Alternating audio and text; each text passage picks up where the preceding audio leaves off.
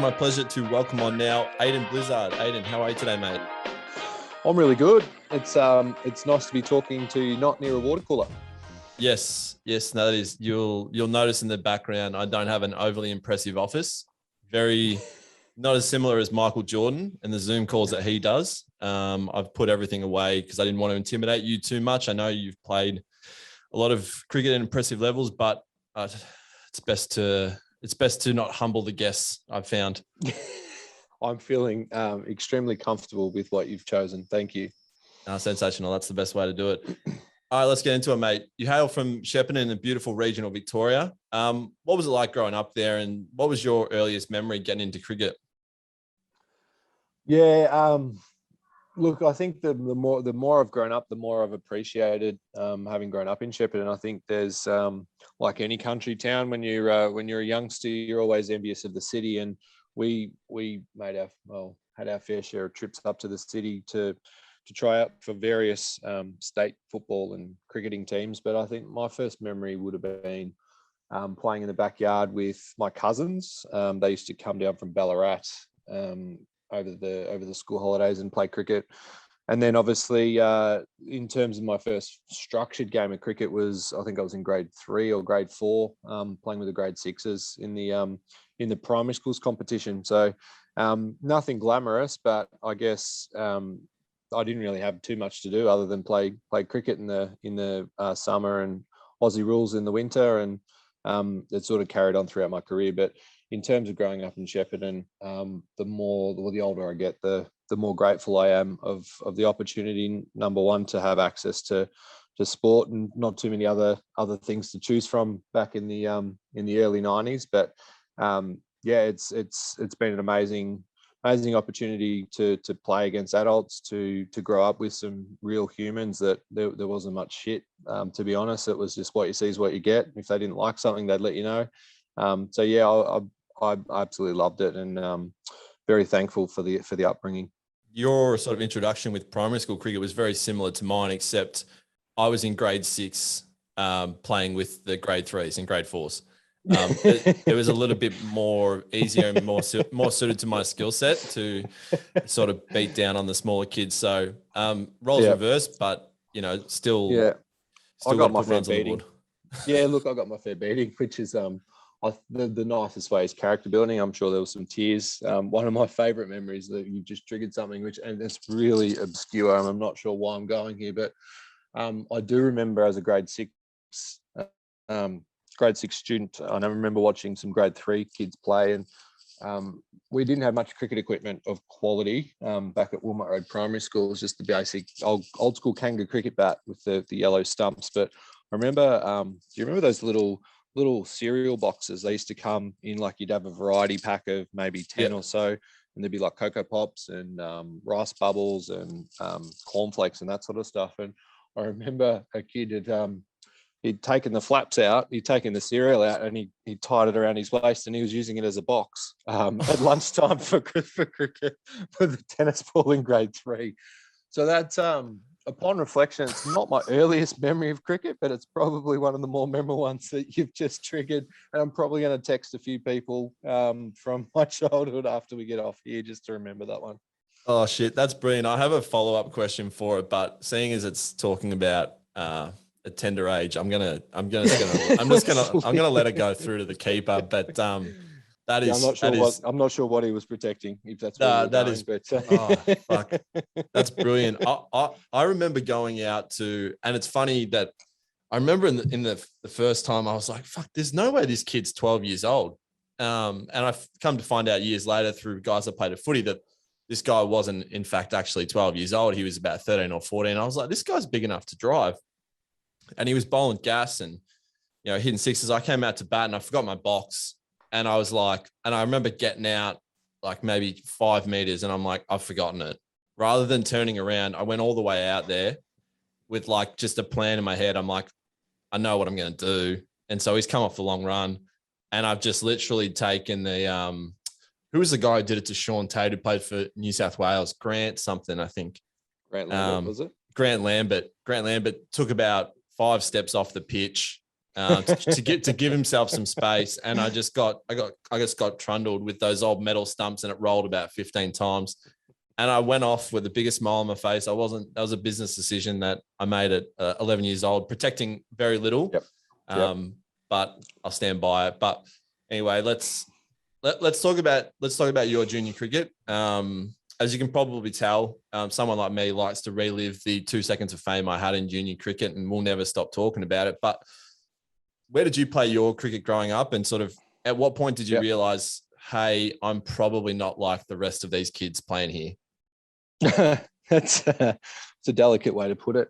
Yeah, look, I was really young. I didn't really understand the potential or the talent that I had, which was a lot of it was just natural, and playing as many sports as you could as a kid. I didn't really know any different because I was always playing against kids older than me at primary school, but also growing up in the juniors. So I made the primary school's Victorian team. Obviously, when I was in grade 6, played with the great Adam Crosswaite, who he has been on here, and I'm sure it's a favourite of a lot of people because Crossy's very, very good at telling the story. He has actually been dethroned on the cricket player rankings, though. So we started off with Sean Sturrock, who is a Renegades net bowler, who's now the third best cricketer. And Crossy's been bumped now to number 2. So it's a real shame. But yeah. Oh, look, the king will be fine. I'm sure he'll probably come back on and try and trump it. But yeah, look, I played in the primary school's Victorian team, and then just played for a local club called Shepperton Youth Club, which I played in the under 14s. I missed the under 13s, and then I went up to the under 16s. So I was always sort of playing a level ahead. And then I started playing A grade cricket at 14 or 15 years. I think it was 14 years old. So yeah, look, it was talk about playing against the big kids. It was up against the adults pretty quickly. I was pretty well protected. I was batting at number 7, and look, they looked after me quite well. There wasn't any too much nasty stuff, except for the verbals that most of it was going over my head. I didn't know what they were talking about anyway. Still hurts me at 30. Yeah, they were a bit intellectual for me. And then, so I really didn't make any. I made some local rep teams, but I think my first game for Victoria was in grade 6, and then travelled through. And I think my second game for Victoria was in the VIS / Victorian Second 11 when I was 19. So, look, I played a lot of Aussie rules. That was my number one sport that I really was pursuing up until I was about 17, and had one too many injuries and decided to head over to the UK. I went down to Melbourne and then went over to the UK to play at a village club called Munford. You will have to Google that. There's no way that anyone's heard of it. It was in, that sounds so village. I was so village. I think the town was like 100, it might have been 250 people. Like, it was tiny. It was tiny, but it was just, it was one of those. And again, like, I played A grade cricket.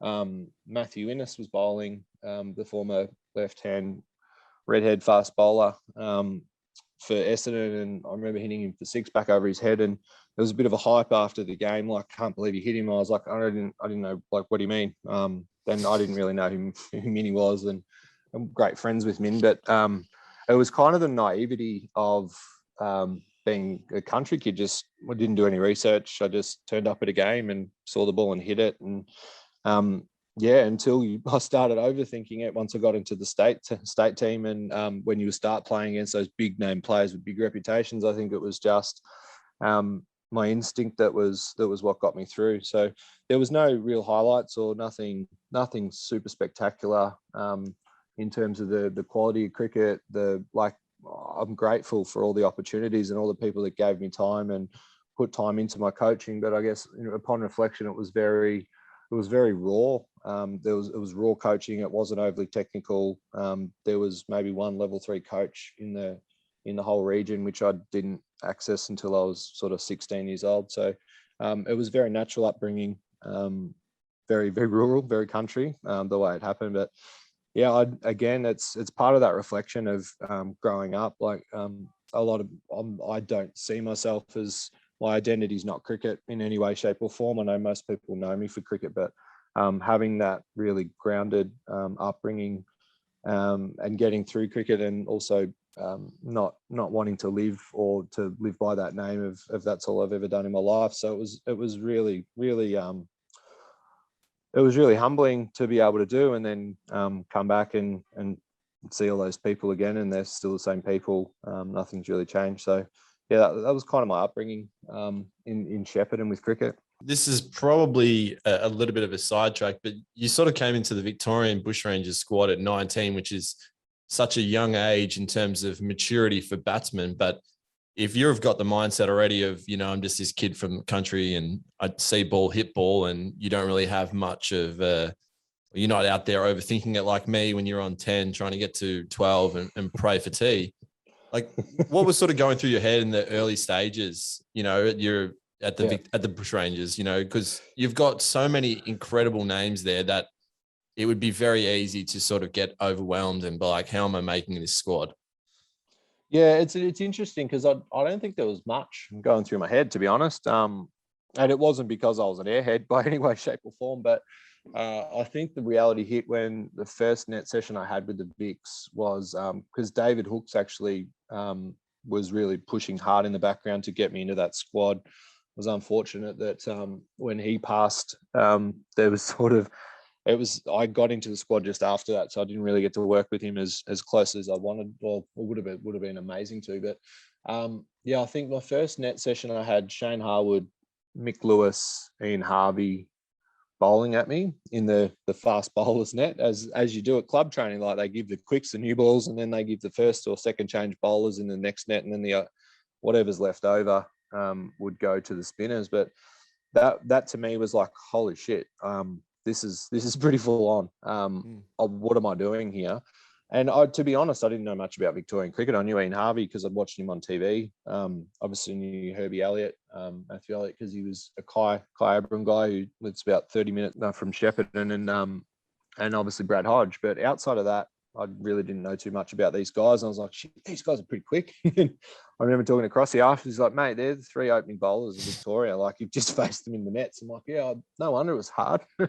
So it was the naivety, and maybe just not overthinking it that got me to that point. But to be brutally honest, there was so much to learn around technique, around different tempos that you got to play, around building an innings, around, you can't just whack the ball every time, mate. Like, the red ball's going to do a bit more, like they're going to get you out. So it was that was the start of me learning how to play cricket. Up until then, it was just an instinctive thing that I did. And I got out for, I'm not sure what my what district record or Premier Cricket average is, but I'd get out around the 30s or 40s, just clinically, be like, Blizzard's got another 30 or 40. So that was just me being instinctive, and that's how I always played in the country. And the ball was there, I'd whack it. So yeah, it was a big transition, but I think the being naive to it was probably it was a weapon for me, but also not being exposed to that high level of coaching and crafting an innings on really flat wickets, but with exceptionally good bowlers. So that was a pretty confronting time, probably the first 3 or 4 years when I was in that Victorian squad, because you go out and play district cricket and you go okay, but then you turn up to the state training, and like, I was like, shit, training's harder than a game. Like, when did this happen? So that was great, but learned a lot really quickly, and I had to pull my socks up and really learn how to train and learn what I needed to do as opposed to what I wanted to do, which is a completely different thing when you're coming up and treating cricket almost like a social outlet that you're kind of good at, as opposed to, hang on, you can make a career out of this. I think a lot of kids who are super, super talented, when they do come up and you have these coaches who are trying to change their techniques, it's very difficult to go, yeah, sweet, I'll absolutely do that, because you've just been dummying these kids from Shepperton and Ballarat your whole childhood, and someone goes, hang on a sec, your technique's fucked. And you're like, hang on a second, I've been, I've just been, I'm okay. I've had my own way for the last, 10 years. Like, how difficult is that to really trust and buy in? Because that's sort of when the overthinking can start. Yeah, it does. It's a really good point. And I think for me, I've never look. Never been anti-establishment in my life. Never really held a grudge.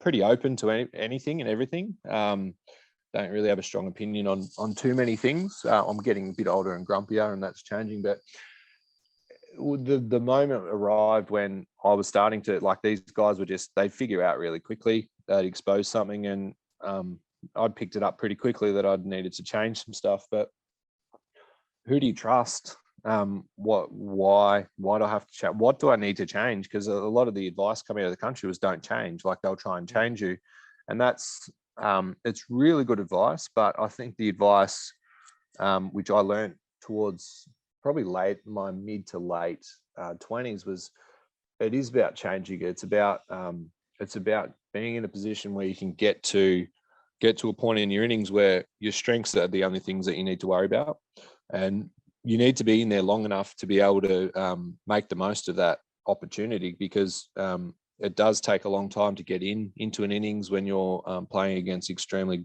talented individuals. They figure out pretty quickly, but the longer you're at the crease, the easier it is for you to obviously bat and stay in, and obviously that's when you can exploit your strengths. So it was really about figuring out what I needed to do to be able to get to that point in my innings where it didn't really matter where they were going to bowl, I was always going to score. So I changed my technique quite a few times in the first 3 years. I had Jason Armberger, who absolutely amazing first-class cricketer.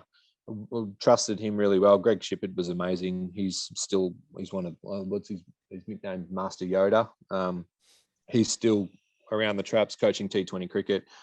Technical genius, but it was really tough. It was really tough to get my head around why I'm doing all this remedial stuff. I went to the cricket academy and they were just drilling in all these basic principles that I had no idea about. I didn't know. I knew that they were there. I just didn't fundamentally know how much you'd have to work at it for it to be like I could do a forward defense with my eyes closed. Like, I was balanced.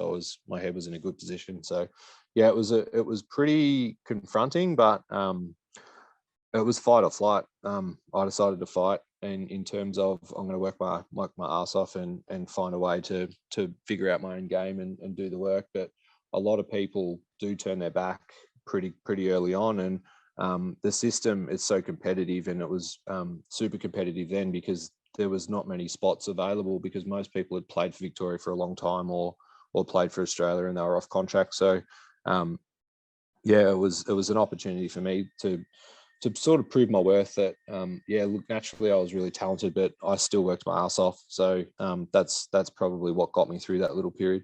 I remember being, I did a traineeship with Cricket Victoria back in the day, and we got to use the nets, which was really good because, like, obviously I was never using those, for my actual cricket. So it was good to get a little bit of an insight there. And one of the things I do remember is Max Klinger was always in the gym.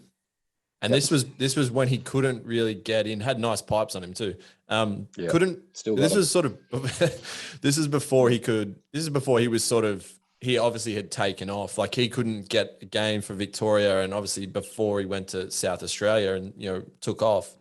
But it was one of the things that really struck out to me is that it was him and Aaron Finch who were the ones who I always saw down there the most, and they both weren't regulars, which does sort of speak to just how good that Victorian team is. And you listed off a couple of those fast bowlers there, but we've also had Pete Siddle, Dirk Nannis, Clint Mackay, Big John Hastings. Like, the amount of quality cricketers that have come from Victoria, it is like, it just must have seemed like the hardest thing to crack into this side.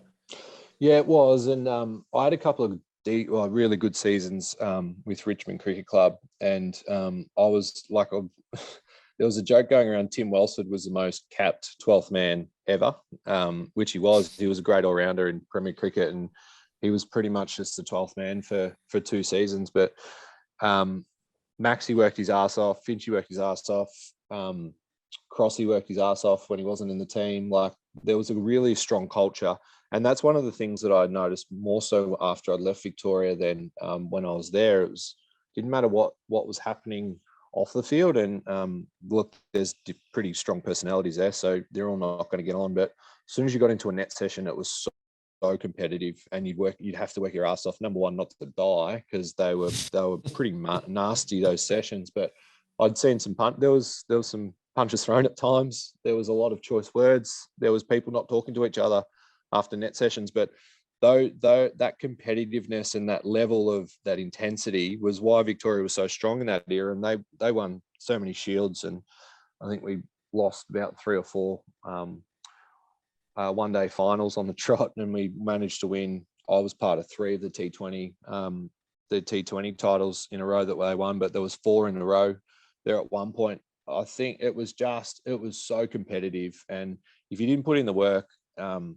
one would tell you off, or no one would second guess you. But if you didn't put in the work, you were just falling behind, and that intensity it came to fruition, and it was why Victoria was so strong. And while it's still so strong, I feel like it's a great place for unique personalities, or just people that you, like a lot of other places, there's a clique that you're either in or you're out, and you don't necessarily get an opportunity from that. But Victoria is one of the places where it doesn't matter who you are or what sort of personality. Like, as soon as you get in that team, it's on, and it's so competitive. And it's something that I think New South Wales, I've seen train, and obviously train with the Sydney Thunder and a lot of those boys. But Victoria and New South Wales is a reason why they're so successful. It's just super competitive at every point. Like, you play soccer in the warm up or football, and if you don't turn up with your head screwed on, you get seriously hurt.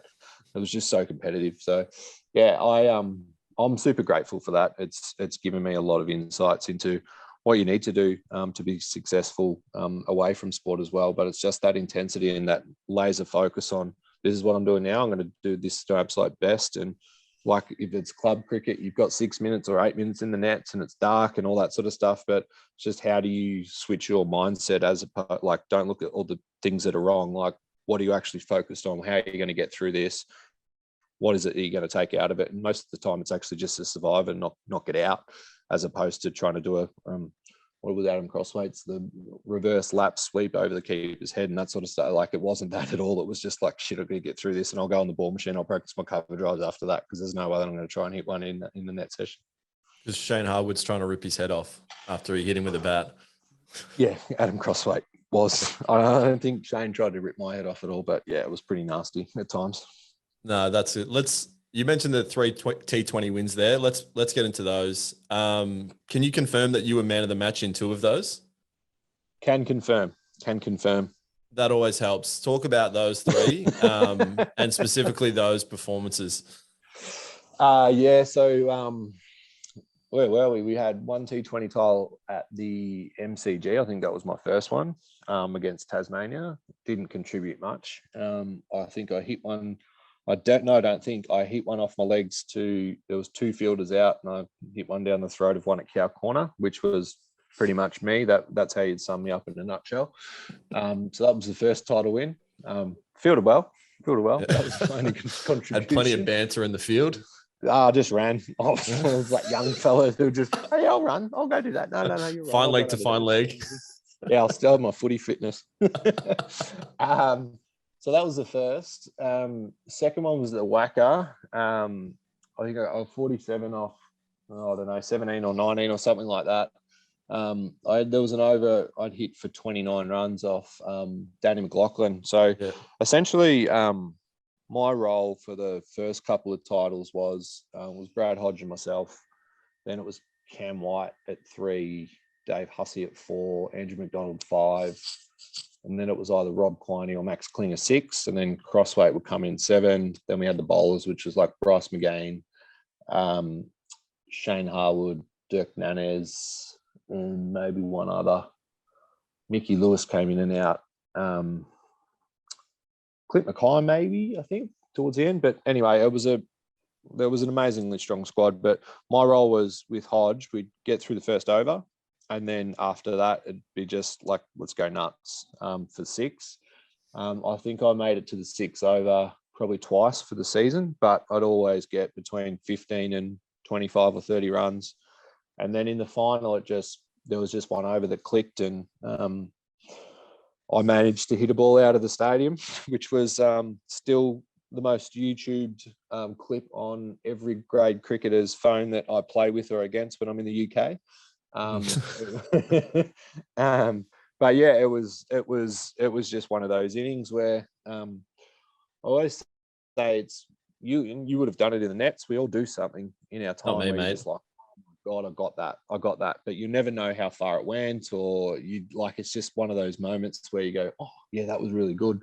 Mine just happened to be on TV. That is now on YouTube and people watch it all the time. So that was my sort of claim to fame. And then the last final was in Adelaide, and I think it was when we got Dwayne Bravo over. It was the first time we started getting imports into the Big Bash. And I didn't play a game all season. Finchie replaced me at the top of the order.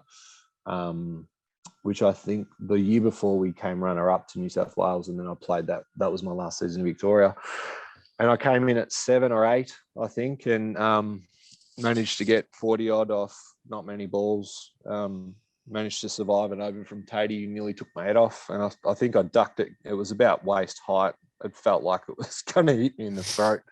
But I ducked into it and just missed me, luckily. But yeah, I got away to a nice start for me and finished our innings off. I think we got 140 odd in the end and bowled them out for 120. So yeah, it was just an amazing little period, and it was an opportunity for me to express myself. I was very, very lucky that I had Brad Hodge up the other end and then such a strong team underneath, that my role was just to go out and get us off to a good start, noting that the more balls that Huss or Whitey faced, even Andrew McDonald, after that 6 over, the better position we would be in as a team. But if you obviously lost too many wickets early on or didn't get off to a good start, that we'd struggle. So yeah, that was probably a turning point for my career in terms of what I was known for.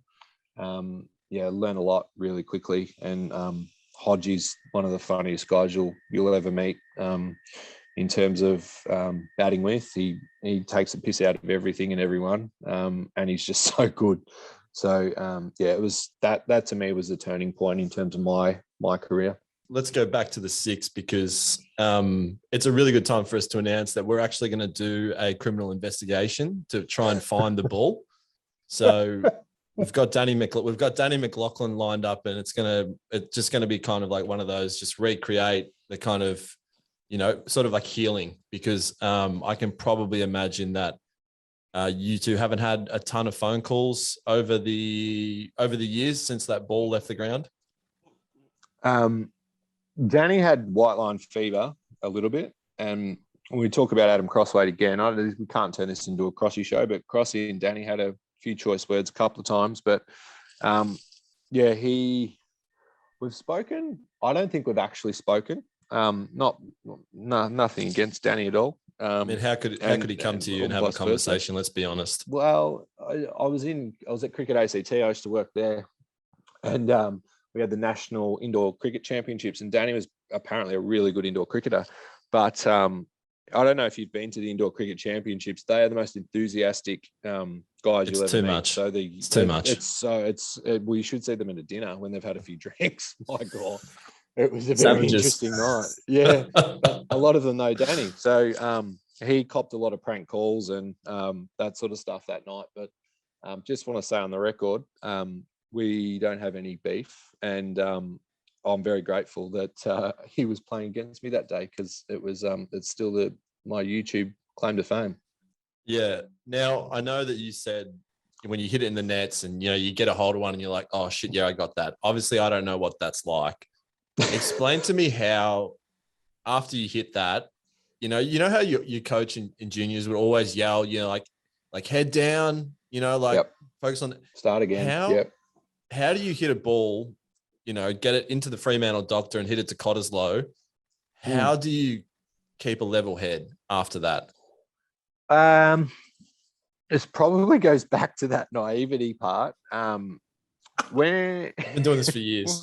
Well, I used to hit a lot of sixes back in the day, but it was more so the moment. It was like we were in the final of the Big Bash, where it's the first 6 overs, and all I've got to try and do is hit as many runs as I can in 6 overs, and try not to get out. But it went out, but you can't see.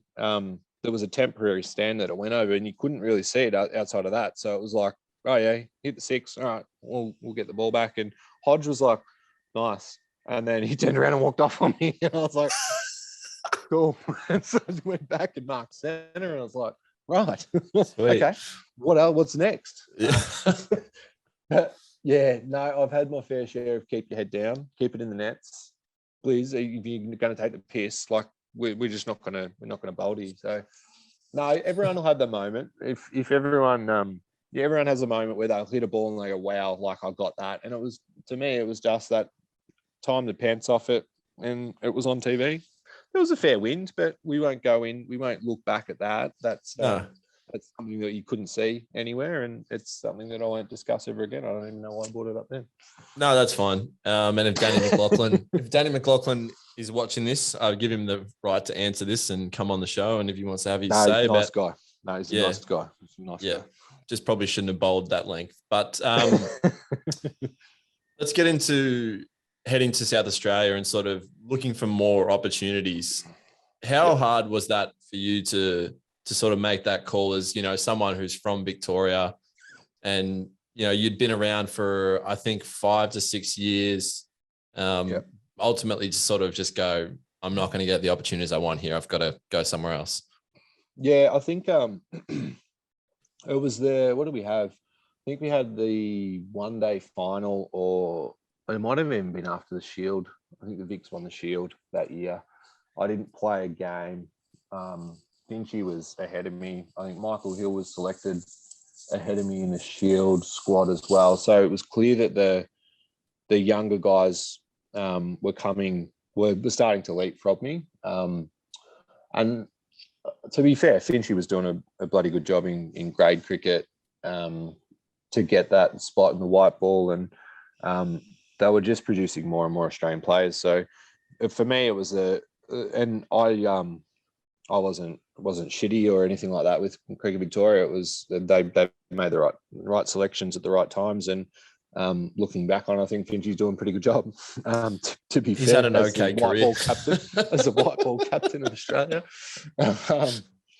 So yeah, it was Tasmania were chasing me at the time, and so were South Australia, and I'd heard that Mark Cosgrove was making the move to Tassie. So I just decided, well, I want to keep doing this. I'm not done yet, and I don't have a job. Like, I didn't have a contract at the time, so I was like, right, well, let's do it. So it was tough. It's probably more the unknown, but in the end, it was. I played at a truckload of cricket clubs, both grade cricket and states and big bash teams. So it was probably the hardest move that confirmed to me that cricket doesn't owe you anything, and it's a mantra that I've got now as well. I'm still working in cricket, but cricket owes you nothing. It's not going to stop for anyone. It's just going to keep going, and you've got to chase opportunities to fulfill your dream, or to fulfill what you think you can. There's going to be more players that have come along. There's going to be coaches. There's going to be administrators, and it's just a beast that keeps moving. So it was the time to either go back to grade cricket, try and score a truckload of runs, and then try and get over these super talented young players. And I'd already sat through that, watching Brad Hodge play, watching Matthew Elliott before he moved away, watching Cam White, Dave Hussey, Andrew McDonald, Baxi Klingler. Like, it was just, the talent around was just piling on. So there was an opportunity. It was, you can go now, or you can settle back in grade cricket and go and find a career somewhere else. So I wasn't quite ready for that. So took the plunge, headed over the border, and I was aware of the stigma around South Australia and living in Adelaide that Victorians had, but I didn't see it. It was an amazing place, and I've fitted in quite well. I found my people there, and it was really cool. Yeah, I mean, one thing I really want to get into is the 2010-2011 season. You finished 7th or 8th in Shield in runs, 600 runs with a couple of massive hundreds, but ultimately next season didn't get the same opportunities. Like, was that a hard thing to hear? Because I'm imagining that you were probably told multiple times you're not a red ball cricketer. But I mean, 600 runs with 200s in a year, that's in my opinion. That's more than I've made in my life. So that's making runs with the red ball. Yeah, it was the first opportunity to play consecutive Shield games. Like I knew from the start they were going to give me 3 or 4 games, which calmed my mind. But it was the start for me. It was the start of the coach transition. So I had Greg Shipperd, who was a coach in Victoria, but then I had Mark Sorrell at South Australia for 1 year, and then Darren Berry coached the next year. Then the following year I went to Tassie. I had Tim Coyle, and then Dan Marsh took over. And then I was at the Sydney Thunder, and there was a new coach there. And so what happened was the turning point was probably Darren Berry came in and coached, and there was a Champions League that was on. So I was lucky. I got a lot of runs the year before. I didn't nail it in any way, shape, or form. I probably should have scored 1,000 runs if I'm brutally honest. But it was my first year. I was older. I'd been around a long time in terms of if someone's doing at 18 or they're playing Shield cricket at 24 or 25, I'd been there for a long time. But it was my first real crack at first class cricket. So I was exhausted by the end of the season, absolutely cooked emotionally, and then went off to the IPL, and we were very lucky to qualify for the Champions League. But that was the same year that I was playing with South Australia. We won the T20 title, and South Australia were going to the Champions League as well. So I did have a lot of pressure on me to choose not to play with my IPL franchise, which was Mumbai Indians. And I chose to play with them. I didn't want to shut the door on or be perceived to be turning my back on the Indian Premier League franchise. And essentially that's what happened. I went over there. We won the Champions League. I didn't get picked for the white ball cricket, the white ball Ford Ranger Cup, I think it was at the time. Didn't get picked for that in the first round. And then played, I think, 2 Shield games. Didn't get many.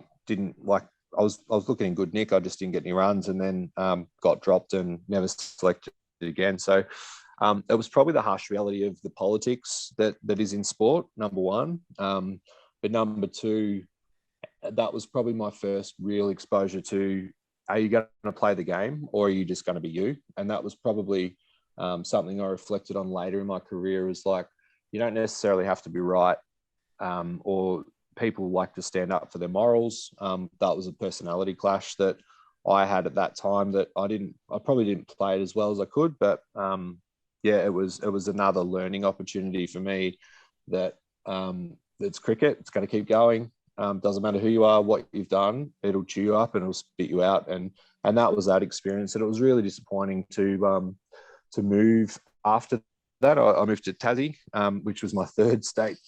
I was starting to collect caps, but it was really disappointing to find my people 1 year, and then I was really comfortable, loved the place, but then to have that experience year 2 was really challenging, and I definitely contributed to that environment. But it was more so the realization that cricket really doesn't stop. It doesn't owe you anything, and if you think it owes you something, it's going to hurt you. It's going to hurt you and haunt you, and you become bitter with the game, which I definitely didn't want to do, because I saw it as an opportunity to grow and to experience life and do something that I love doing. So, yeah, that was that experience. It was pretty full on.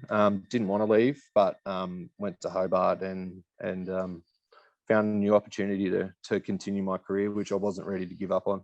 I know it's very easy to do, and also very foolish to sort of look back and say, what if? But you talked about there the fact that you were exhausted after that first season. But in my opinion, that's such a huge learning experience for you, because even though you've been in the system for a few years, you've finally been in there for a whole year, and you've been able to work through every situation, which, I mean, who knows? You don't come back next year, play a full season and make 1,000 runs, because you've had that experience and all right, shit, I was burnt out here. This cost me 30 or 40 there. Have you ever sort of sat down and gone, what if, and then maybe your career does take a different projection? Look, I hadn't really, to be honest. But it was more so it was more so just focusing on what's next. And the more that I think back to it, how do you play it differently? How do you play the political game? Which I'm not overly strong at. I'll call things pretty straight. I don't have too many enemies. Like I said before, I'm pretty ambivalent. I'm like, man, whatever. That is what it is. It was definitely something I learned a lot from. It made me hungrier, but it didn't necessarily translate into runs when I went to Tassie. I did pretty well for the first season in Tassie, but I didn't nail it. But again, it was that emotional exhaustion of, am I playing? Am I not playing? I'm training to do this. Like I'm training, I'm ready to go. Am I selected? Am I not selected? I was doing really well overseas, in the competitions overseas, but then I'd come back and it was almost, it was pretty tough. It was really emotionally draining. And as most people would understand it, if you play the game before you get to the game, like you're emotionally exhausted, and you need that emotional energy to be able to, number one, focus, but be able to pull yourself and ride the bumps and ride the highs and lows. Like a lot of people, if I used to love opening the batting because I knew when I was starting, like it was like, all right, I'm batting now, so I'm good. But sitting next to people, them talking shit, like what is your mode? How do you get yourself ready? When you're opening, it's fine. Like you can put your pads on, go and sit in the sun. All right, umpires are out, I'm ready to roll. Or you sit in the rooms and wait for the umpires to come in. Like that's as complex as it gets. But when you're playing, when you're training pretty much every other day, when you're not sure if you're in the team or you're out of the team, but you're still training your ass off to be ready to play, the watching the boys play, going to club training on the Thursday, then going and playing club cricket, doing really well, then going back, and then you've got gym, and you've got to, like, it's an endless cycle. That I think that state cricket is doing a lot better job of now, having seen their training schedules. Is there's a lot more emotional / mental health days, and just taking your foot off the pedal. And I feel like for me, it was around, how do I get better? You work harder. So we come from Shepperton, got into that Victorian squad. Everyone, it was all, the intensity was so high at training. But what I stopped doing was that intensity was still there because I was training at it, but I wanted to get better. So I was doing extra work. But the difference between doing extra work and improving versus just doing extra work was, there's a fine line. And I felt like I crossed it. Upon reflection, I crossed it quite regularly because I was training harder, but the cliche is train smarter, not harder. But when you're in that era, the perception is how you are perceived. And if you weren't doing those extra yards, the perception was you're not trying. But for me, the older I got, the less I trained. Now, if I played cricket, right now I do 5 minutes of throwdowns. I haven't picked up a bat for 3 years. I do 5 minutes of throwdowns. Make sure my eyes are working, and then knowing that everything else would work. So the older I got, the less I started to train, and that was actually extremely beneficial for me. And it was just figuring myself out, which is quite tough to do when you're young and you're trying to get into a squad and you see other people working harder. But I think the reality for everyone coming through is we've all got different ways of learning. We've all got different ways of doing things. But at the end of the day, if you don't have your emotional energy, or you don't have tickets or cookies in the jar, or your fuel tank's not full or close enough to full when you're expected to perform, that's when you'll fall over. And that's when you start to get an emotional exhaustion. For the last episode I had an Olympic diver on, and, he spoke about the fact that, he does they do 6 dives in a day, which goes for 6 hours. Yep. And he harped on the fact that you need to find a way to disengage and engage. Yep. Because if you're diving and it takes 2 seconds and you're doing 6 over, and you're wired for the 6 hours, you're going to absolutely cook yourself. And I think it is such a really good point around the fact that if you look back to, say, 20, maybe even 10, 15 years ago, the whole, work harder, not we're evolving as a sport, and we evolve as humans. So what was done 10 years ago, like Merv Hughes drank 75 pints on a plane. Now you can't even smoke in the bathroom. Things evolve. And the fact that people can't grasp that is really infuriating to me. And it's it is such a good point that, you know, you touch on, you know, you can work all you want, but if you're mentally cooked, you know, you're out before you even put the pads on. Yeah, totally agree. And that's where I found my coach at Sydney Thunder, who was Paddy Upton, who's he's a different cat in terms of cricket coaches. I love Paddy, but just that different approach, and it's that emotional approach, which when I get into that Victorian squad, don't show like if you show any sign of weakness, they're going to absolutely get all over you and try and expose it and get you off your game. But I think now we're seeing, like, Will Pucovski's taken mental health breaks. There's been English cricketers that have put their hand up and done it. If there was that opportunity back then, would I have done it? I'm not sure. I'm not sure what would have happened back then if I put my hand up and said, I'm cooked, like I needed a mental health day, or I'm really tired. Can I not train today?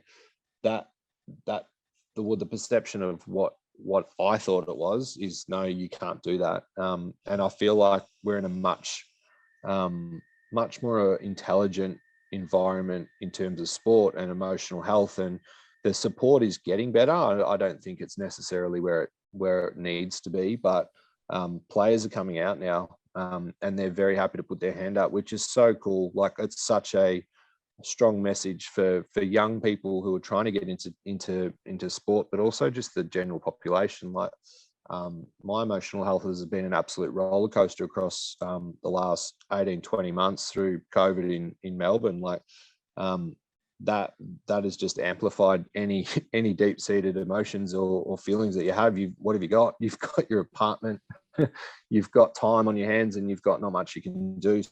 So I think sport's getting extremely prolific in terms of recognizing and supporting people.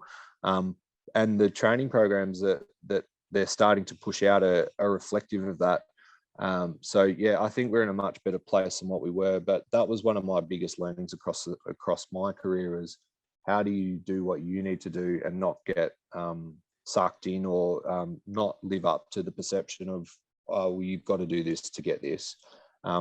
And we all know now that the way that I'll do something versus how you do something, we could still get the same result, but how we go about it is completely different. And that, to me, that was around temperament and technique. Like, we just thought, oh yeah, Chris Rogers has got this weird backlift and his stance is just bizarre, but he gets results. So that's his process. But I think we always just focused on getting runs and how you went about your training. But I don't think that back in that time it was necessarily accepted practice that you needed to take some time off to get your emotional health right, or restore that health. So yeah, it was a pretty significant learning experience, to be honest. It was brutal in terms of where my headspace was at, but it was something that I'd never trade for anything.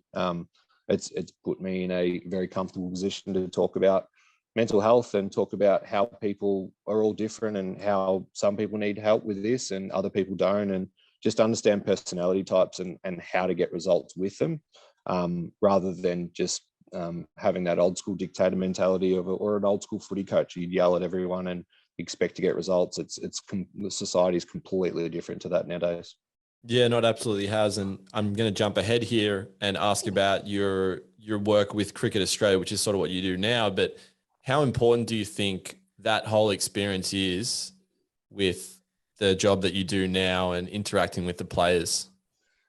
Yeah, it's significant. I'm able to know where to push when you're getting a bullshit response back from someone, versus when you understand that, no, this is not, like, no, we're not pushing our way, we're going to stop, or I'll push back on someone to say, no, this is not the right time to do it. So yeah, understanding the system, number one, has been extremely beneficial for me, working in cricket, but also just understanding the delicacies and the tender points. So do you try, like, something's urgent or commercially important, do you push the button the day before a game? Absolutely not. But if it's 2 days before, there's a little bit that you can do. Or if it's 3 days out, then no, I'm not taking that. Like, yeah, you've got training on, but that's fine. You've got 3 or 4 hours afterwards that You don't need to be sitting in your hotel room. So it's helped a lot. But I think where I did some life coaching, and I was a cricket coach at Cricket ACT for 3 years as well, and sort of helped rebuild the women's program there, and coached a number of younger guys that came through, and they're playing first class cricket now. But I think that approach to me, or that understanding around different personalities, different mindsets, different triggers in terms of what stresses people, when to push, when to pull, when to say stop. I'm not throwing balls to you. You need to go away and relax. Like, no more. You're killing me, because I know that you're not getting anything out of this. So, just being able to be vulnerable myself, to then empower others to be vulnerable was a really cool experience that I've taken away from cricket, that I'm actively living day to day in terms of the people I manage, in terms of the people I deal with, in terms of figuring out what's important. I think everyone has got things that they think is important and they need it done straight away. But in the reality, it's really just plugging or filling a gap of insecurity for themselves. And cricket is it is a mine. It's a minefield of emotions and insecurities, and trying to figure out people's strengths. And I think once you figure out that vulnerable spot and you're able to comfortably live through it, I think that's when a lot of cricketers come to the fore. And just like, you look at a Matthew Wade, who just absolutely, and Shane Watson was the same, and David Warner's the same. They love to fight and battle and get into the contest. Kieran Pollard was the same. If I saw Polly when we were at Mumbai, if I saw Polly fired up, I'd be like, oh, strap yourselves in, boys. This is going to be over next ball, or he's going to get 100 runs off bugger all balls. But then you see some other players who just do their thing. Like, you could throw a hand grenade at them and it'd blow up in front of them and they wouldn't flinch. Like, they're just in their own world and they're just pushed away, like Sean Marsh type when he's in form. You could literally throw firecrackers at him and his eyes would glaze over and he'd just be focused on that next ball. So just figuring out personalities and what makes them tick and where their insecurities are and where their strengths are has been really cool. Whenever someone mentions Matthew Wade to me, all I think about is that I can't remember what it was. It might have been maybe was it the lefty from New Zealand? What's his name? I can't remember, but there's a lefty from New Zealand who was just bowling him short balls, and he just wasn't moving. He was just taking it on the arm, taking on the body, and he was just staring straight back at him. Like, mate, you can bowl 50 of these. He's like, I'm not moving. Yeah, and I think that and the fact that, you know, if someone said to him, hey, Matt, we need someone to open, you know, it's probably not going to be the best for your game, rather than batting at 6. He's like, yep. I think those are the two things that I'll remember about. Those are the two things I'll remember about Matthew Wade and his career. And there aren't a lot of players that come through nowadays who are built anything close to that. Yeah, it's an interesting, isn't it? And that's also will be Matthew's biggest undoing. Like, our biggest strengths are always our biggest weaknesses. It's just how you harness it, and that vulnerability of when do you pull it out and when do you not. So yeah, he's done an amazing job to be picked as a wicketkeeper, to be dropped as the wicketkeeper, and then to go away and score millions of runs in Shield cricket and then come back as a batter. It's an attestant to his determination, but the fact that he's figured out his sweet spot and he's able to get into that sweet spot and he's able to exploit it. Like, he's done an amazing job. And I think you'll find that most successful cricketers, that they find that peaceful place that they can just pile out runs or just like a Glemagrar type, just go and do their business, not too fast. But that's what they do. They just stay in their little sweet spot. They get into there, and that's why they're successful. You mentioned before that you played for the Mumbai Indians, so let's get into that. The IPL in itself is worlds apart from any other cricket in the world. I've seen the Netflix documentary about the Mumbai Indians, which is absolutely crazy in itself. Talk about that experience, and then also from the fact that not only were you playing in India where it's nuts, but you were batting with someone who's viewed higher in any country. He's viewed higher in that country than anyone is in any other country in the world, in Sachin Tendulkar. Yeah. The Netflix doco was pretty close to true. Well, it was a doco, so it got to be true. But that was pretty much the experience. Obviously, the Ambani family own Mumbai Indians, who's I think they're the richest family in Asia. They employ, I don't know what the stat is now, but it was something like 33% of the working population in India. Jesus Christ. I didn't know a lot. Yeah, I didn't know much about them when I arrived. Typical. We'll just go back to when I started in the Victorian team. Didn't know much about it. I didn't do any Typical research, dumb, naive country boy. Yeah, pretty much.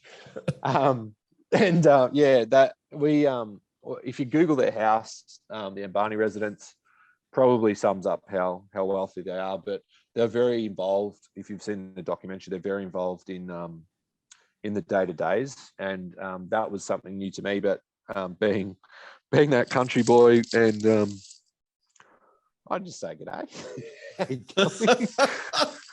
Most of the boys are taking their head off and all that sort of stuff. I was like, g'day, I'm Blizz, how are you? He's like, yeah, I'm good. I'm Akash, I'm Nino. Like, and that was me, and I didn't change one bit. And I loved it. Like, it was phenomenal.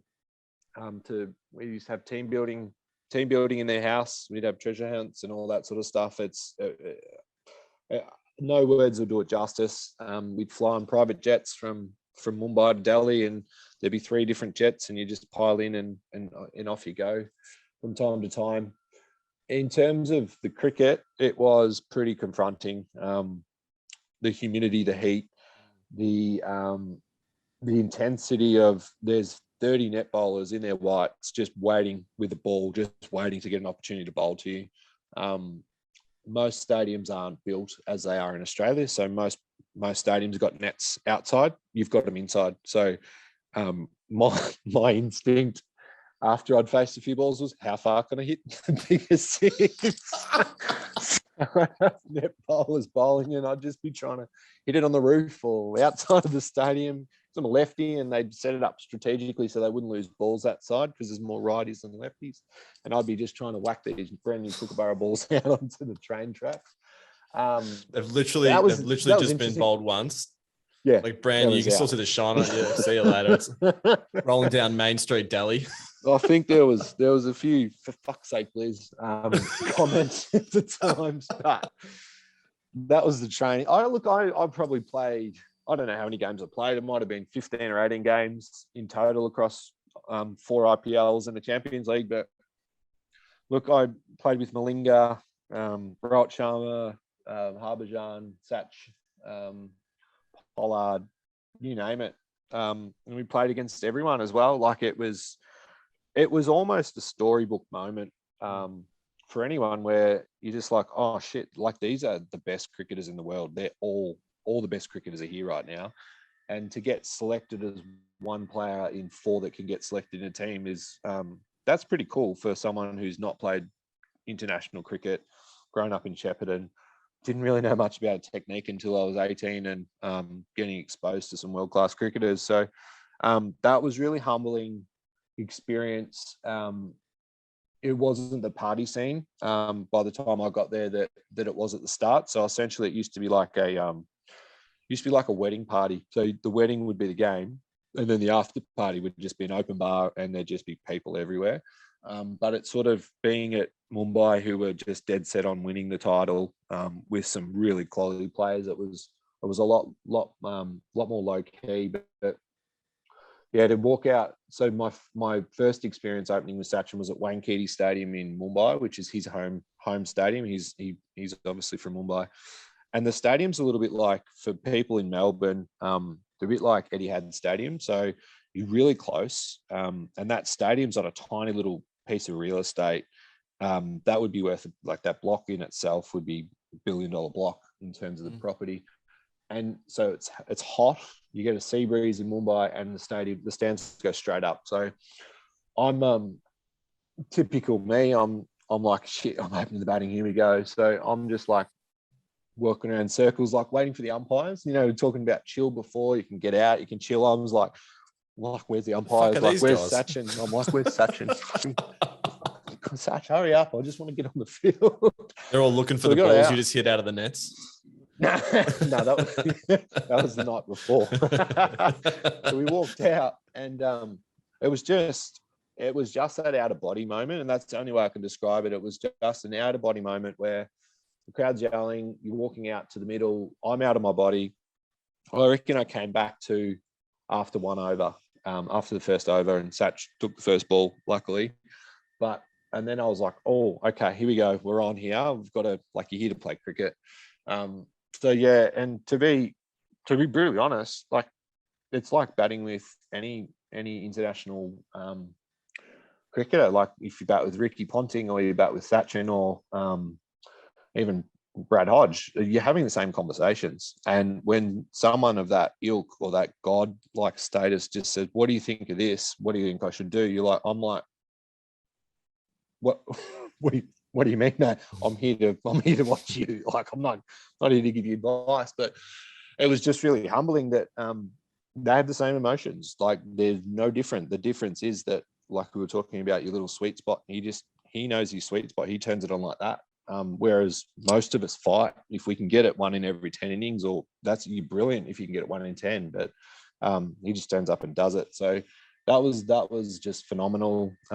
To talk cars, to talk red wine, just to talk normal stuff to all these guys, it's just a phenomenal experience, and one that, like, your first class flights everywhere, your first class everything.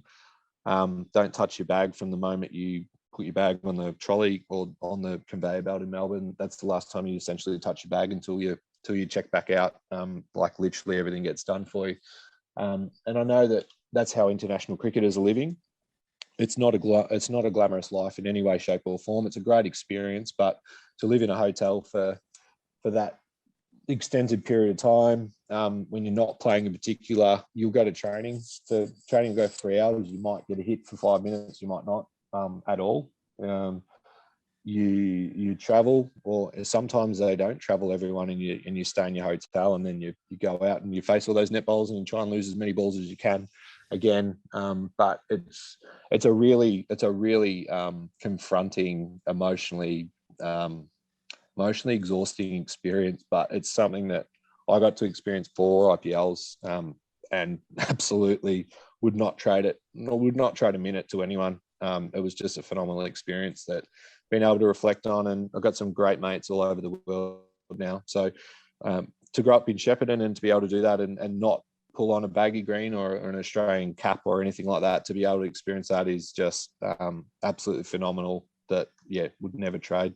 And there's just plenty of insulting experiences, just absolutely insulting, that are just amazing, absolutely amazing. Did you get close at any point to maybe like running out Sachin and just going, "Oh shit, maybe I shouldn't have called him through for that single"? I don't think I did. I've got some memories of being a youngster in Shepperton running people out, and feeling really guilty. But no, I didn't get close with Sach, because the challenge, probably the biggest challenge. Thing. Well, it is, because I would have got booed off the ground, number one. But it's the least of your worries, I'd say. Well, the hardest thing is calling between wickets, because you literally can't hear. You can hear from a meter so loud, away, yeah, but you can't. And unless you're making eye contact, like, I don't know about you, if you've ever tried to make eye contact and not speak and run between, like, running between wickets is hard when you've got hand gestures, you can talk, you can hear, like, that's hard enough, but let alone when you can't hear anyone. And it's fun. It's unique. Yeah. But I managed to navigate it without running him out or anyone else out, that I can remember. But it was the same. I was the same cricketer. I'd get caught on the boundary. I'd do something stupid, and that was my game over. But yeah, it was just really cool. Cool to do it in another country in some pretty funky kit. You played in places like Bangladesh, New Zealand, and the UK as well.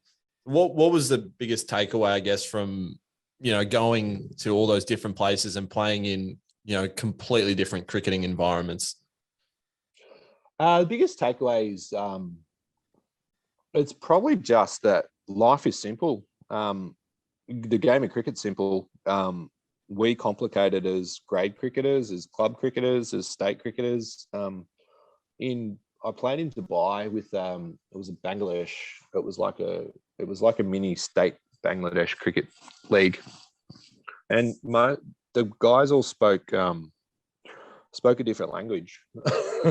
And I was playing with Shoaib Malik, and he was obviously a Pakistani cricketer, and he said before we'd lost, I got run out. I got burnt by a star player who we won't name him because he's actually been done for match fixing at one point. I got run out. I hope that wasn't the moment. No, well, not that I'm aware of. It could have contributed to it. Might have to end this. No, there was nothing that would suggest that I saw at that time. But when he got done, I was like, hang on, he ran me out. I remember he ran me out. Like, hang on. Jesus Christ, that prick. I forgot he fucking ran me out. Well, he probably made some money, but no, but I remember Shoaib Malik was like, do you mind if I speak in, I think it was Hindi or someone else, do you mind if I speak? And I'm like, go nuts. Go nuts. It's your room. He spoke for about 5 minutes. And I was there. I think at the start, I was just nodding my head, like looking at people's body language. By the end, I was like, it was like Ricky Bobby on Talladega Nights. And I was like, I don't know what to do with my hands. It was just so awkward. I didn't know what to do, but I didn't laugh, but it was just, I felt literally like Ricky Bobby. Like, it's like he's talking in the microphone. You keep hearing him say Blizzard though. Every sort of 4 or 5 words, he just goes Blizzard. He said Blizzard. No, he said Blizzard once, and I was like, "What are you?" Because I'm quite close to Shepperton now, but I was like, "What are you saying?" I was looking around. No one's looking at me. I'm like, everyone's looking at you laughing. They're going to take me to the airport, and they'll put me in a car and take me to the Dubai airport and flip me out. But yeah, that was interesting. But even when I was in Bangladesh, the guys prayed before they went out to play. Like never done that. Never been exposed to that. Played with a few people with Muslim background, and they'd take their mat and they'd pray, which it wasn't rare for me after I'd experienced that, but it's just a totally different side of culture of cricket that I'd never been exposed to. And I don't blink an eyelid now when anything happens, really. But just the food was different. Like it needed to be halal. There was the Shepperton guy picked up what I thought was a bean, and it was actually a chili. And I don't eat spice, and I just chomped into this chili in Bangladesh, and I was just like, oh shit. So anyone got milk, and like God knows, the milk was well above room temperature, and I'm like chugging away on this milk that God knows how I've been there for. But like they're the experiences that you got to be there to have it. Like the naivety, which I've touched on, of just someone who grew up in the country, and it was a very multicultural place, but I just hadn't been exposed to any of this. And I feel like New Zealand was one of the greater places that I played at. The culture there was just very laid back, very humble, very hands-on. How can I help? You help me, I'll help you. Like it was just, I really loved that. And then obviously playing in Munford Cricket Club, which you'll have to Google, and it might not even come up, but that was playing for a real community club team. And there was scones with jam and cream. There was a dart board, like they'd have dart nights. There'd be, you name it. It was brilliant. So it's chalk and cheese if you look at that. Where I think I was earning maybe £50 a week from what was I doing? Vacuuming the carpet of the clubhouse versus you go to Mumbai Indians, which is complete opposite end of the scale. Probably the richest franchise, richer than most cricket boards. It's just that array, which how can you script that? Like that's just that journey of that. It all happened like the moment that I left Victoria. It was like I'm going to jump here and see where it takes me, and it didn't stop. It was unbelievable. I read a quote of yours where you were talking about you were talking about the 5 T20 titles that you've played in, and this is what you said. It's quite a milestone for someone whose average was well below that of an international player and just above those who are spit out of the elite cricket system. Now, is that a reflection of who you saw yourself as a player? Like someone who sort of just did just enough to not get spat out. Yeah, I've said this a couple of times actually. I felt like I was the 10th or 11th player picked in 95% of the teams that I played in. And that's pretty confronting. And that's probably reflecting on that emotional exhaustion that I was talking about, is that if it happens enough, it becomes ingrained in your psyche, in the way you think, the way you act, the way you approach things. So I never knew. I got selected and then got dropped before the toss of the coin. Like I got told 5 minutes before the toss of the coin, I was warming up. This is in India, that I wasn't playing. And I'm like, you told me yesterday. And then we just went through the batting lineup about 30 minutes ago. I just hit balls. Now I'm not playing. Down the street. Yeah. I'm like, now I'm not playing. I was like, appreciate if you don't make too much of a scene about it. Like, obviously the team, we've got to get the team ready for the game. I'm like, oh, I'm not going to make a scene, but can you just tell me what's just happened? They're like, we'll talk about it after the game. Yeah. I didn't hear why. Can you get out of the room, but please? Also on the flip side, I was kicking a football, like an Aussie rules football. It was in Delhi, with Yuzvendra Chahal, who's the skinniest leg spinner that have ever played for India. He's a legend. Love him. You know, I was teaching him how to kick football in the outfield, and Robin Singh came up to me, who was a former all-rounder for India and was assistant coach at Mumbai. He's like, Liz, have you had a hit? And I'm like, yeah, I had a hit yesterday. I'm all good. In the nets. And he's like, you're playing. I'm like, what? He's like, did Baji not tell you? You're fucking like, you not seen the order? I ran before the game. Like I did sprints with the fitness coach before the game. I didn't warm up with the team. Like they were off, like doing their thing. And I'm over kicking the footy, trying to teach this young Indian kid how to kick a football. And he's like, yeah, we're bowling first. I'm like, I didn't bring my kit. It was almost like that. So yeah, that was but it kind of paints the picture of my career, and why I battled at times with just being exhausted, because as an elite athlete, you want to put your best foot forward and you want to be ready at all times. And they do say you've got to be ready to go at the drop of a hat. But they're probably two examples of just they're at the extreme level, obviously, but to be training, to be playing, that's your career. And yeah, I averaged a little bit above it. And I'm lucky that I played in a lot of teams where I was supported in terms of the role that I played. So it was kind of a little bit of luck in terms of which team you fall in, the team that they've got. But also it was just, I knew my role, I played it. And what I did do quite well is I was quite level the whole way through. So it didn't matter if I was playing or wasn't playing. I'd be running drinks. I'd be doing literally everything I could to give the team everything I had. So I'd be exhausted sometimes after a game just from being a dick, like just supporting the team, running around, being stupid, trying to get people up. And that was what I did. So I've got no doubt that kept me at Mumbai for longer than my talent and what I was offering the team in terms of runs and wickets and that sort of stuff.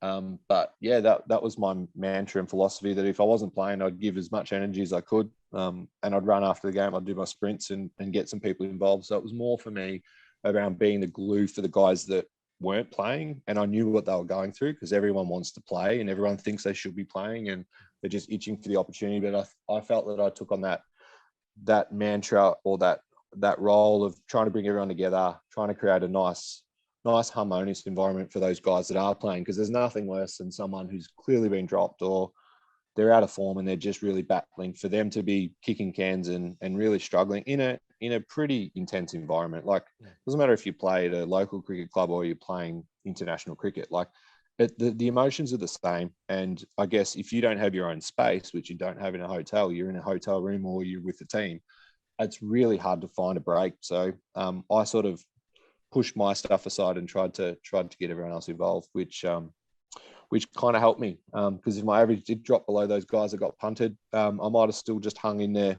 based on what I was bringing off the field, which is it was my role that I chose to play.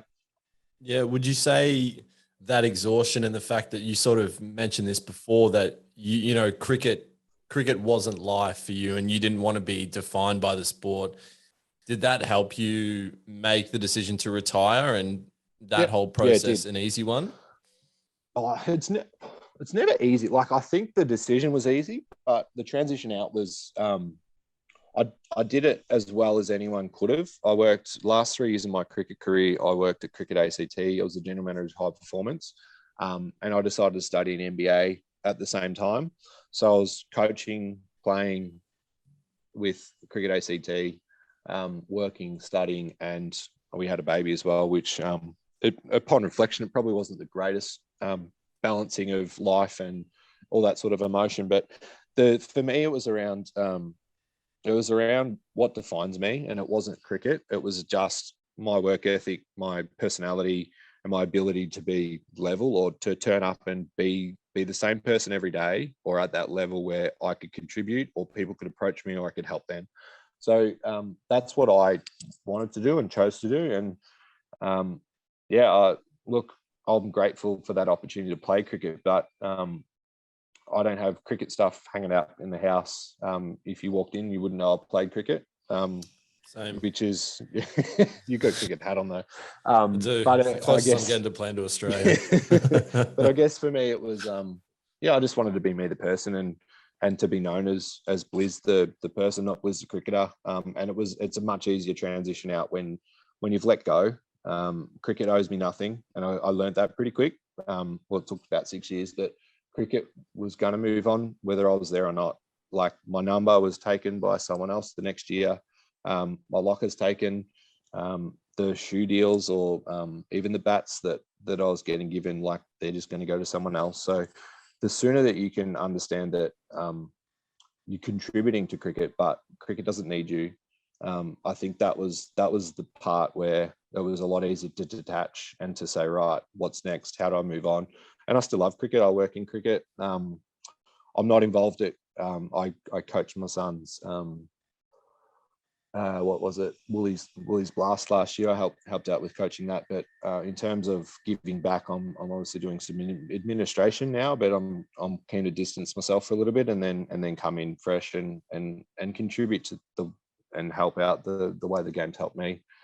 It's very easy for people to be bitter, and I'm sure plenty of people know people that are bitter, that got spat out the system, or they didn't achieve what they wanted. I definitely could have achieved a lot more than what I did, but I'm also extremely grateful for what it's given me, that is much more than just turning up and hitting a cricket ball and raising the bat when you get 100 runs. It's contributed to my life significantly. I mean, I know that you've ended that in a positive way, that, you know, you're able to recognize that, yes, cricket, you know, doesn't owe me anything, and look at what cricket's given me. But is that not super hard or super difficult to actually come to that realization and go, they don't really give a shit about me. Once I'm gone, there's another kid's coming through and it's all forgotten. It's tough. It's tough, but it's not tough. It's brutally, really tough. It's ridiculously hard. But it's just around that acceptance. And it's that acceptance that you're not always in the best 11. There's going to be people better, like Finchy. Finchy jumped over me and made an amazing career out of it. There's so many different things that you can be a really talented cricketer. And I was chatting with a mate not long ago, and he's like, my brother was so good, like, he should have played state cricket. How come he didn't? And you sit there and go, well, there's a lot of luck involved. I was lucky that I was in that Victorian team at that time. If I was 5 years earlier, I wouldn't have played for Victoria at all. I wouldn't have got a look in anywhere. So there's a lot of luck involved. But I think just being able to flip that mindset of, and it takes time and it's really tough. And if you're not ready, you're not ready. Like, you can't force this on anyone. This is like an alcoholic. It's if an alcoholic's not ready to accept responsibility or accept that they've got a problem, then you can tell them a million times and nothing's going to happen. Like, you're wasting your time and energy. So it's just that moment in time where you're comfortable to be vulnerable and accept that this is the time. And I found that peace, and I was very lucky. But if my career got cut short 5 years earlier, probably not. I might not have had that opportunity, or I would have, but I'd probably still be bitter at it now. So I was a lucky one that I I had the opportunity to walk away. Didn't regret it. Haven't regretted it for a second. And I'm able to reflect positively, but that doesn't sweep under the rug the tough times, the like brutally tough times that you're almost in tears. Like you wake up and you're like, why would I do this to myself again? Like, why do I want to go and train and not play? This is not what I'm here for. That doesn't sweep any of that under the rug, but what it just gives that opportunity to reflect. And I'll literally tackle anything in life now that if I fail, I'm pretty comfortable 99% of the time that I've put my best foot forward, and it just, I couldn't do it. It didn't happen for me. Doesn't necessarily mean that I did it wrong, or there's just a lot of luck and a lot of things that need to align for success a lot of the time. And that was me. But yeah, I'll not for a second can I say that, hand on heart, that it was a smooth journey and it was harmonious, and I'm walking away really happy. Like there was a lot of really tough and dark times throughout that helped to get to that point where you can step away and go, that's the game. Like it's not stopping. It's continued, and I'll walk away from cricket. And if I'm bitter, I'm bitter, but that's not going to help me. It's not going to help anyone else. It's just going to put me in a bad spot. Yep, that is an absolutely brilliant answer. Let's finish up with this one. I know you work for Cricket Australia, so I'm probably going to imagine you're going to toe the company line here, which is completely fine. But we have the Ashes. We have the Ashes coming up, and yes, we do. I would love to get your opinion on what's going to happen with the Ashes and where you think this series goes. England just announced their squad, and it squad. looks, yeah. I mean, I saw the squad and I thought, okay, so we'll probably just win 4-1 instead of 5-0. So, but I obviously don't work in cricket for a reason. No, I don't know, to be honest. Like, I'm not going to toe the company line. I never do. Well, I always do. Sorry. But I'm also, you're allowed to have an opinion on what you think might happen. I think it's going to all start in Brisbane. Like the first day in Brisbane is going to set up the Ashes either way. I think at the last day in Brisbane that Australia had, they lost to India in an absolutely historical match. But that's where the tempo starts. For me, it's just going to be like these boys at the IPL. A lot of the Sydney boys have been locked down before they went to the IPL, like Steve Smith, Davey Warner. So it's around, I think that whoever turns up the most mentally fresh and mentally able and ready to roll, I think that tempo for the first test will dictate the series without a doubt. The other thing that I'd keep an eye on is the day-night test. So Adelaide, obviously, Australia bowled India out for, I don't know how much, was it 30 odd or 40 odd last year?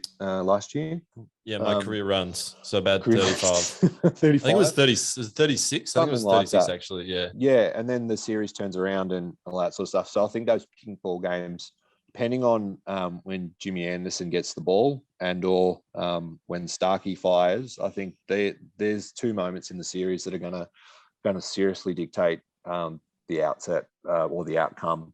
So it'd be interesting to see. I think the COVID borders are going to be an interesting one as well. So obviously, at this stage, the tests will all go ahead. Australian cricket will always find a way to get those 5 tests away, and I think it's in everyone's best interest to have sport on TV. But yeah, we need whether it. Yeah, we absolutely do. But the pink ball under lights, they're going to be crucial. So that the Brisbane day one and then those 2 pink ball tests under lights will be really interesting.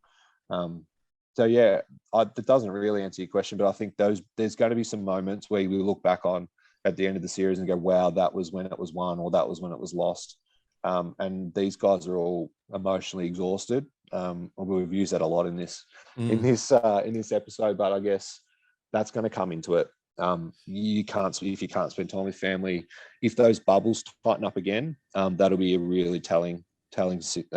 So if guys can't go to a restaurant or they just can't get out and play golf and just do those things to get away from the game, I think that's going to be pretty telling as well to see how the series goes.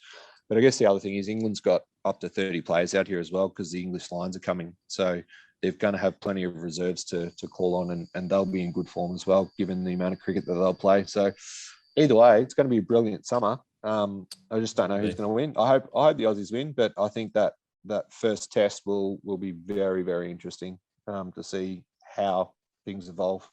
Yeah, I mean, for me, David Warner is probably the most important player for me. The biggest thing that I took away from the Indian series was how much we did struggle with the opening partnerships. You know, even if we had, sustained time in the middle, you'd have Joe Burns or Matthew Wade. There wasn't that aggressor.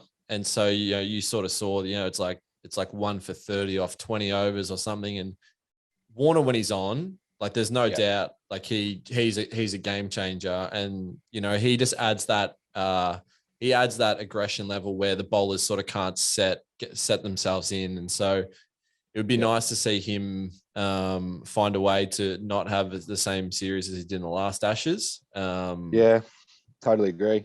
And then, like, where does a Cam Green? It'd be interesting to see how Cam Green goes. Marnus had he was a little bit leaner last year. Steve Smith turned up for those. Imagine if Steve Smith turns up those first 2 ODIs against India when he got hundreds, back-to-back hundreds, if he turns up and just goes, I'm going to play like that at the Gabba. To me, something like that could create some serious memories if Smith can get going again. Yeah, no, 100%. Mate, thank you so much for that. That was an absolutely incredible chat around your career and, everything that goes on with the mind of a professional cricketer, and also some really important insight for young players and, a lot around training and everything. So, mate, that was a lot of fun. Thank you very much, and all the best with everything moving forward. Beautiful. No, thanks for your time. It was nice to relive some of those memories that I'll go and tell my wife about. I'll remind her that I did used to play cricket and I was okay at some stage.